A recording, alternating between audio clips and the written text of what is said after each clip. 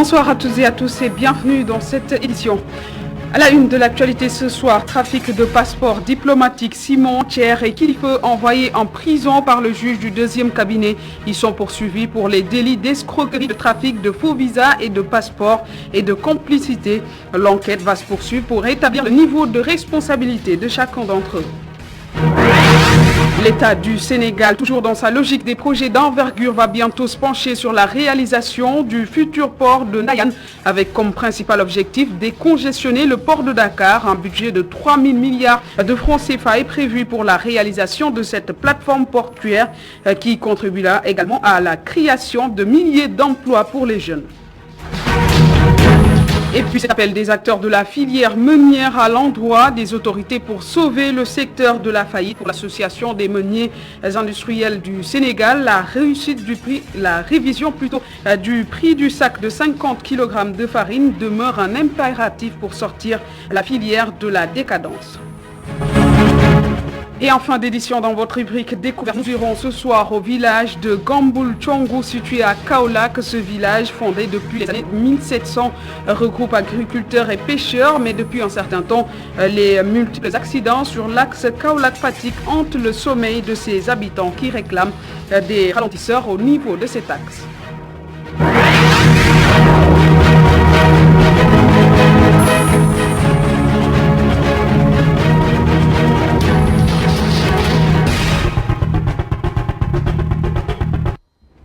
Bienvenue à tous. Du nouveau dans l'affaire de trafic de passeports diplomatiques. Le juge du deuxième cabinet a placé les rappeurs Kilifeu, Simon et Thierno Amadou Diallo en détention. Les trois sont poursuivis pour escroquerie, trafic de faux passeports et faux visas. L'enquête va se poursuivre pour établir le niveau de responsabilité des uns et des autres dans cette affaire. Réaction d'un membre de leur pool d'avocats, Maître Abdoulaye Tall, au micro d'Abou Tedisso. Sortir du bureau du juge du deuxième cabinet d'instruction qui a eu à procéder tout à l'heure à l'interrogatoire de première comparution de M. Landing Messan Sek dit Kilifeu, Simon Niaga Kokadi alias Simon et Thierno Amadou Diallo pour des faits d'association de malfaiteurs contre tous les trois, de corruption, de tentative de faux dans un document administratif et de tentative de trafic de migrants contre Kilifeu, de complicité de corruption, de complicité de tentative de faux et usage de faux dans un document administratif, ainsi que de complicité de trafic de migrants contre Thierno Amadou Diallo, ainsi que du délit de tentative de trafic de migrants et de complicité d'usage de faux contre Simon.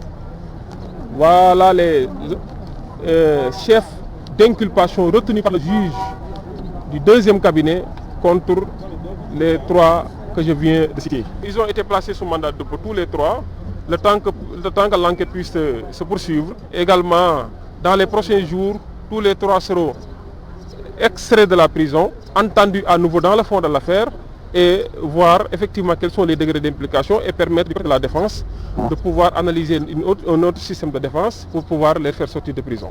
Et justement, dernièrement, les scandales en rapport à la corruption se succèdent, que ce soit dans le milieu politique ou dans le showbiz. Et pour l'ancien député Abdou Sané, une réforme de l'Assemblée nationale s'impose. D'après lui, des mesures coercitives devraient être prises pour freiner ce genre d'actes dans le milieu politique ou dans le milieu du showbiz.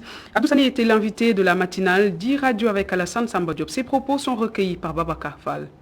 C'est avec un pincement au cœur que nous constatons l'accumulation de scandales à l'Assemblée nationale, dont notamment le trafic de faux billets de banque, avant de parler donc de passeports diplomatiques.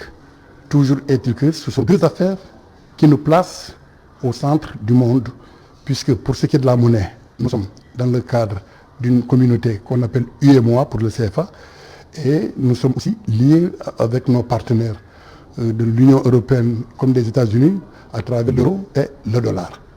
Vous prenez les passeports, c'est aussi une question internationale parce que c'est des passeports diplomatiques, vous vous rendez compte? Donc c'est aussi une dimension internationale car des pays, par respect à notre souveraineté, nous ont accordé des faveurs pour nous aider à faciliter nos différents voyages, nos différentes missions. Et c'est dans ce contexte que le passeport diplomatique a été conçu, non pas pour créer une opportunité économique, mais pour créer des facilités de déplacement d'un certain nombre de personnes qui ont des fonctions dans des institutions bien définies. Malheureusement, c'est cette confiance que nous n'avons pas méritée vis-à-vis de nos différents partenaires. Et c'est ce qui fait que le cœur meurtri, je déplore ce qui s'est passé et je souhaite que toutes les mesures puissent être prises pour que de tels actes ne puissent se reproduire. Et je vous le disais tantôt, infrastructure portuaire, la construction du port multifonction de Ndayane, financé à hauteur de 3 000 milliards de francs CFA, bientôt lancé avec plus de 200 000 emplois attendus. Ce projet va permettre de décongestionner le port autonome de Dakar qui capte environ 95% des échanges commerciaux du Sénégal. Sur ce, le directeur du port autonome de Dakar et le gouverneur de Dakar se sont réunis avec toutes les parties prenantes de ce projet. Le compte-rendu signé Mame Seynabou Babou.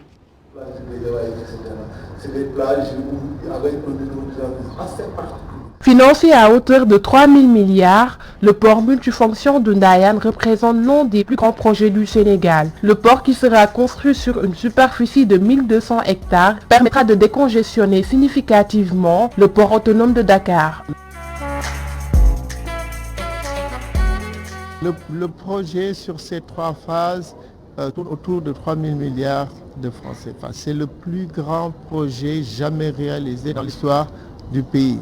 Donc nous nous sommes réunis avec tous les services de l'État pour présenter le projet, qui est un projet, comme j'avais dit, structurant à tel niveau que les villes environnantes, mais aussi les services techniques doivent pouvoir anticiper sur les besoins du projet dans le cadre de la programmation. Avec beaucoup d'avantages, le nouveau port prendra en compte la problématique de la formation et de l'insertion professionnelle des jeunes. Au total, 150 000 emplois sont attendus d'après le directeur. Sur l'année 2022, il y aura beaucoup d'activités autour de cette zone. Et, dans un premier temps, un minimum de 25 000 emplois seront créés sur cette zone.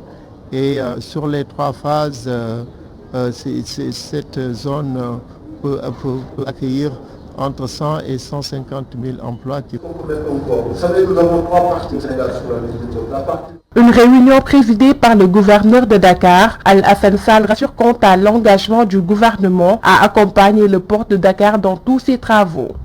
La région de Dakar doit connaître de ce projet, mais surtout se doit d'accompagner la direction générale du port pour que ce projet se réalise dans d'excellentes conditions, sans difficulté majeure, mais surtout dans le respect des délais.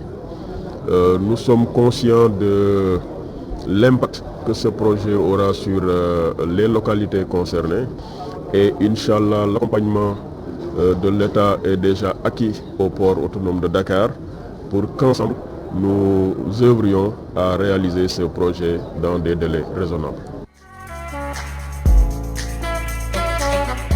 Le port multifonction de Ndayane est conçu pour être le plus grand de la sous-région. Un port avec une importante capacité d'accueil, avec aussi un investissement conséquent.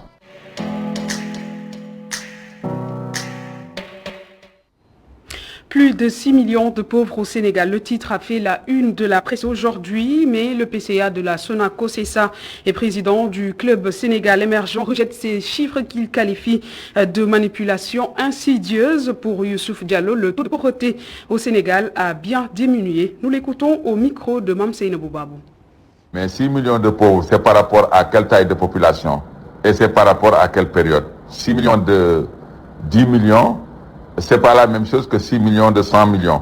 Ensuite, 6 millions de pauvres au Sénégal pendant que la population entre-temps a eu à croître. Donc l'ANSD a fait une analyse sur une période temporelle qui se situe entre fin 2011 et fin 2018.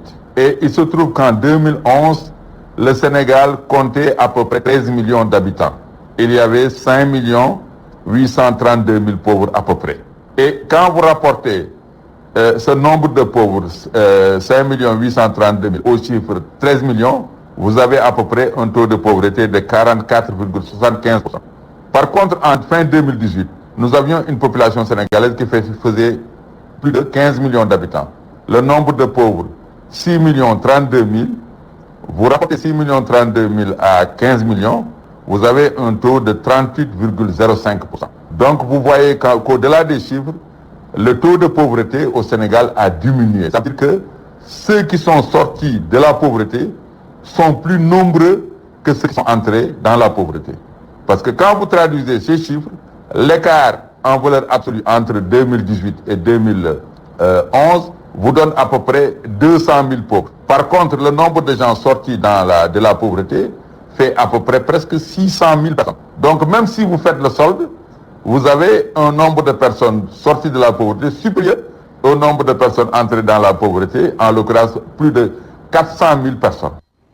Et pendant ce temps, la filière meunière du Sénégal fait face à une baisse de production depuis près de 2 ans, provoquant ainsi une profonde déstabilisation des prix des matières premières céréalières. Face à la presse, l'association regroupant les acteurs de ce secteur demande la révision du prix du sac de 50 kg de farine de blé pour sauver les entreprises productrices. Ami Diouf, reportage. La crise sanitaire et le dérèglement climatique ont provoqué une profonde déstabilisation des prix de matières premières céréalières. À cela s'ajoute l'explosion des prix du transport maritime et l'indisponibilité des navires. Conséquence, le prix du sac de 50 kg de farine de blé sera revu. Ces unités industrielles, tous les jours aujourd'hui, perdent de l'argent. Et c'est pour cela qu'on invite un peu, l'État a convoqué un comité des prix pour qu'on puisse, malgré le contexte qui n'est pas approprié, qu'on puisse augmenter le prix pour pouvoir permettre aux unités industrielles de ne pas fermer boutique. C'est un peu l'objet aujourd'hui de cette communication. L'État du Sénégal a réduit la TVA de 6% en février 2021, les droits de douane supprimés. Mais toujours, la situation ne change pas.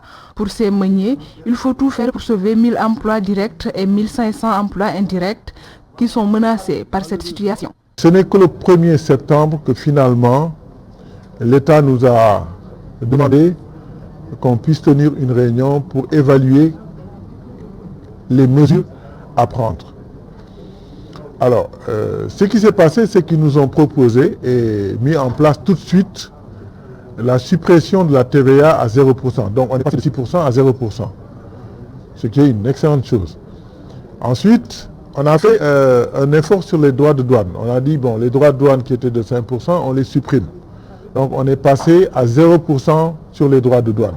Sauf que, au moment où on a effectivement reçu le document pour la suppression des droits de douane, sur un blé qui coûtait 300 €, ces bateaux étaient déjà douanés. Donc, disons, on peut considérer que pour les prochains bateaux, il n'y aura pas également de droits de douane dessus. Mais il faut juste avouer que ces mesures ne suffisent pas. La révision du prix serait de 18 500 francs par sac, ce qui représente 370 francs CFA du kilogramme, à comparer à 332 francs auparavant. À titre comparatif, cette hausse est inférieure de 1000 francs à 3000 francs CFA par sac par rapport au prix pratiqué de la sous-région.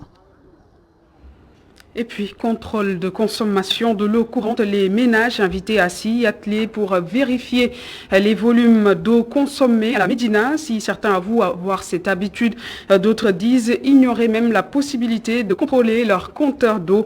Toutefois, les ménages qui s'y attellent obtiennent rarement de retour en cas de demande de comparaison avec les factures d'eau. Le reportage est signé Aïssa Toukan. Ndele Sissé est une mère de famille établie à la cité Cyprès 1. Elle est très remontée contre la CNO et exprime son amertume. En plus des factures salées qu'elle reçoit, ses réclamations pour la vérification de son compteur sont sans suite. Bon, on a fait 30 et quelques mille. Je payais les factures à hauteur de 35 000 francs. Maintenant, ça dépasse les 95 000 francs. Et pourtant, je suis allé à la CNO pour qu'ils puissent vérifier mon compteur, car ça peut être désuet ou doit être changé. Mais rien. Au Sénégal, on ne change pas les compteurs. Ce n'est pas normal. Et je ne connais rien en matière d'index de compteur. Le constat est le même pour cette dame assise au bord de la route. Adi Diagne soutient qu'elle vit la même situation. Elle renchérit ne pas avoir l'habitude de vérifier son compteur. On n'a pas l'habitude de vérifier les compteurs. C'est souvent eux qui viennent le faire pour nous. Je ne sais pas ce qu'ils font. Je n'y prête pas attention. Du haut de ses 60 ans, pour ce père de famille, le contrôle des compteurs est une évidence. D'ailleurs, il suggère à chaque ménage de veiller à la vérification de son compteur. Les gens doivent à chaque instant, tout un chacun, un père de famille, soit un locataire, par exemple, il loue dans une maison, le compteur est à votre nom, tu viens voir par exemple l'index de votre compteur. Au moins quelqu'un, un intellectuel qui est dans cette maison, qui peut au moins vous montrer que c'est là où on doit vérifier le compteur. Parfois, les ménages sont obligés de supporter des factures d'eau qui pèsent lourdement sur leur budget. Et quoi qu'il en soit, nos interlocuteurs disent de façon unanime que les compteurs d'eau à domicile doivent être contrôlés. Le ministre de la Santé et de l'Action sociale à Touba pour s'enquérir de l'état d'avancement des travaux du nouvel hôpital de niveau 3 et dont l'inauguration est prévue ce samedi 18 septembre. Abdoulaye Diouf Sarr a également saisi l'occasion pour rassurer quant à la bonne couverture sanitaire du Grand Magal de Touba. La correspondance de Goran Daklo. Assurer une bonne couverture sanitaire lors de la prochaine célébration du Grand Magal de Touba édition 2021. Objectif majeur du gouvernement qui, par la voix du ministre en charge de la Santé et de l'Action sociale en visite dans la cité religieuse, rassure. Abdoulaye Diouf Sarr annonce que tous les dispositifs sont déjà pris pour un bon déroulement du Grand Magal de Touba. Globalement, nous sommes satisfaits et nous pouvons effectivement dire que le pèlerinage, le Magal va se faire dans les meilleures conditions parce que toutes les dispositions au plan véritablement sanitaire, toutes les dispositions sont en place, mais aussi il faut se réjouir du fait qu'au niveau médicaments aussi, la pharmacie nationale d'approvisionnement a pris toutes les dispositions pour que les médicaments ne soient pas véritablement une difficulté pour les structures et les postes de santé. Concernant l'inauguration du nouvel hôpital de Touba, Abdoulaye Diouf Sarr évoque une capacité litière de 300. Nous avons été véritablement ravis de voir que cet hôpital flambant neuf de 300 lits avec un coût global de plus de 36 milliards va être véritablement l'hôpital de référence au niveau national avec toutes les spécialités. Nous avons donc fait le point et dès samedi, le chef de l'État va remettre les clés de cet hôpital de niveau 3 ici à Touba. Accueilli par le calife général des Mourides et son porte-parole, Cheikh Bass Abdul Khadr, ce dernier a d'ailleurs magnifié l'engagement du gouvernement à faire de Touba une ville où le concept santé de proximité devient une réalité. Et toujours dans les préparatifs du Grand Magal de Touba, les tissus Ndiakhas très prisés par les Sénégalais auparavant. Ces boubous étaient cousus à partir de plusieurs morceaux de tissus différents. Aujourd'hui, le Ndiakhas est fabriqué en usine au Sénégal et commercialisé avec des variétés de couleurs et de tissus. Amidjou a fait un tour au marché HLM. Reportage. Wax, maïlous ou wissé, des variétés de tissus utilisés pour la confection de boubou appelé Ndiakhas. Emblématique des Baïfal, ce style vestimentaire est très en vogue ici au marché HLM, à l'approche du Grand Magal de Touba. Mam Diaragé est vendeuse.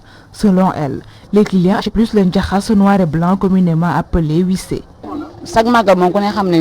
Chaque année, c'est pareil. Les clients viennent acheter les tissus pour préparer le Grand Magal de Touba. Ils préfèrent le wax en Ndiakhas, mais cette année, c'est le wissé qui est à la mode. Quand vous le portez, vous vous sentez dans la peau de Mouride. Des tissus légers et agréables à porter en cette période de chaleur. Les prix varient selon le motif. Le wax est plus cher que les autres tissus. S'agissant du wissé, il est plus léger et c'est en coton. Il est moins cher. Le mètre est à 800 francs CFA et il est en double largeur. Et même les revendeuses y voient leur compte. Mon business marche bien ces temps-ci. Puisque c'est pas cher, j'en achète pour revendre et vraiment, je gagne beaucoup. Le prix est raisonnable. Depuis quelques années, ce style vestimentaire est à la mode aussi bien chez les femmes que chez les hommes. Mais de nouvelles mesures interdisent aux femmes de s'habiller comme les Baïfal, ce qui impacte le business. L'année passée, ça a marché plus que cette année-ci. Je ne sais pas si c'est à cause de l'interdiction ou pas. Propre aux Mourides, le Ndiakhas nécessitait auparavant la collecte de plusieurs morceaux de tissu et beaucoup de temps pour assembler un boubou. Aujourd'hui, le Ndiakhas est industrialisé au Sénégal.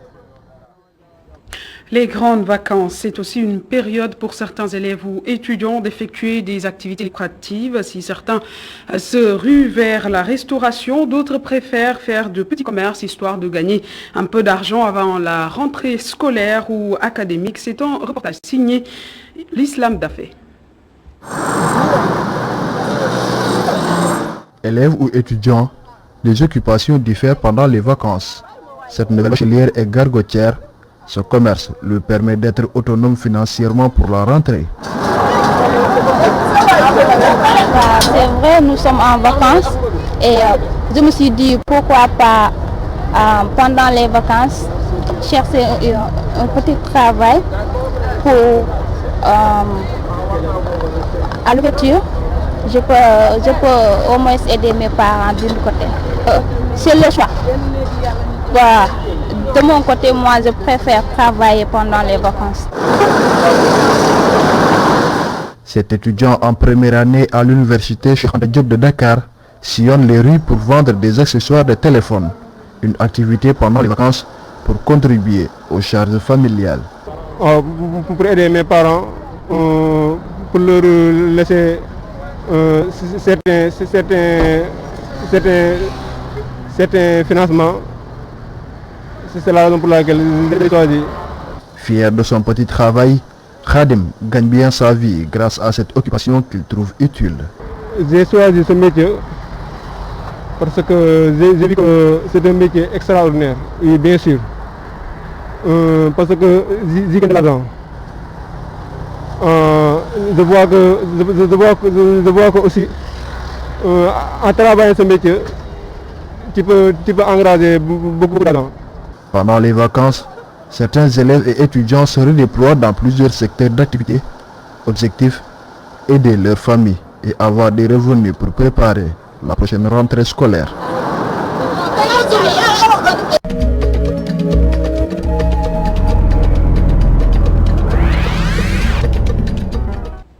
À la découverte ce soir du village de Gambul-Chong, situé à une dizaine de kilomètres de Kaolack, où les habitants réclament des ralentisseurs de vitesse face aux accidents récurrents sur l'axe Fatick-Kaolack. Ce village, habité par des agriculteurs et des pêcheurs, existe depuis les années 1700. Notre correspondant à Kaolack, Adamassar, l'a visité pour nous. Reportage. Le village de Gambul-Chongu est créé vers 1700. Les lieux cachent plusieurs symboles, dont ce fromager qui a plusieurs siècles d'existence. Ce village a été fondé par Samba Soubassar, originaire de Kaoun, côté paternel, et d'Ongot, côté maternel. Il a fondé ce village vers 1700. Il a fait son parcours quittant de Kaoun jusqu'ici et trouvé des peuls sédentaires. Après, lorsqu'il est venu comme un rêve, son village c'était Gamboul. Alors il a fait une conversation avec les Peuls pour leur montrer qu'alors lui il est agriculteur et voulait vraiment occuper une grande superficie. C'est dans ce contexte que les Peuls lui répondu pour leur faire savoir que comme eux ils connaissent les pâturages, ils vont essayer d'éloigner un peu là pour l'aider à habiter dans ce village. Bon, c'était un village d'agriculteurs et de pêche, parce que la mer est à côté d'eux, à peine 500 mètres d'eux. Alors ils cultivaient l'arachide et le mil et allaient pêcher pour accompagner les repas. On va dire vers 1300 parce qu'on l'a trouvé très cher et vraiment on peut peut-être avec le profil, avec par exemple le calendrier historique.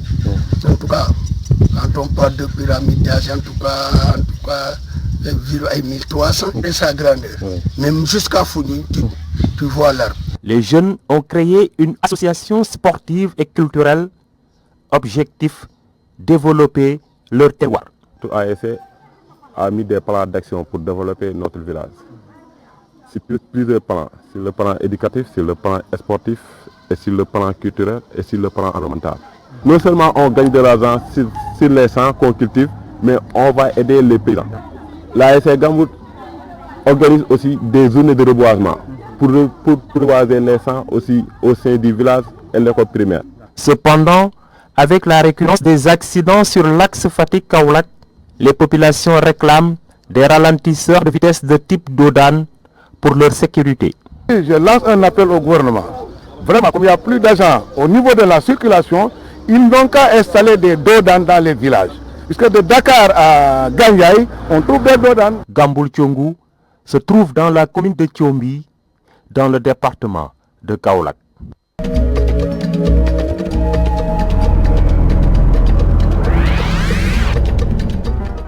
Et voilà qui met un terme à cette édition. Merci de l'avoir suivi et bonne suite des programmes sur ITV.